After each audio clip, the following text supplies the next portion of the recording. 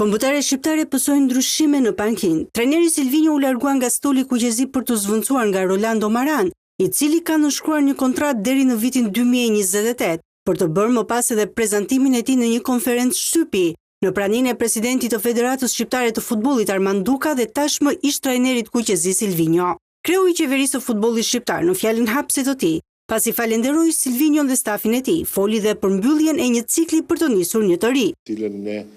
do të bëjmë publik emërimin e trajnerit të ri të ekipit kombëtar,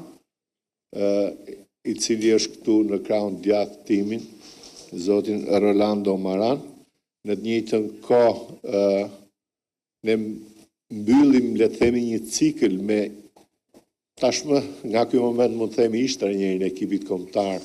zotin Silvinjo dhe stafin e tij, cilin sot unë dua ta falenderoj në emër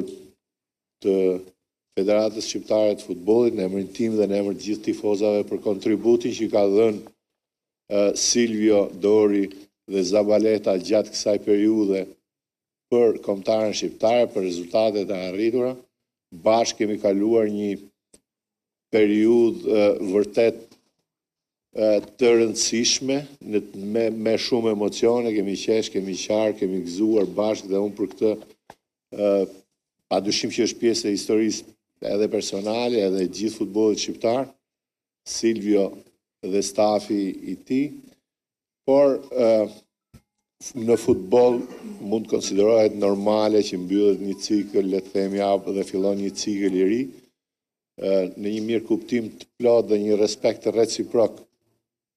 me Silvion, me Dorin dhe me Zabaletën. Kemi menduar dhe kemi rënë në konsensus që ky cikël duhet mbyllet për të hapur një cikël të ri. Më pas Duka vlerësoi trajnerin e ri të kombëtares dhe bëri të ditur edhe objektivat e skuadrës son kuqezi.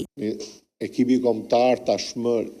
e ka vendosur atë stekën apo nivelin në aty ku vërtet ne dëshirojmë dhe objektivat mbeten, ne jemi objektivat mbeten vendi i parë në Nations League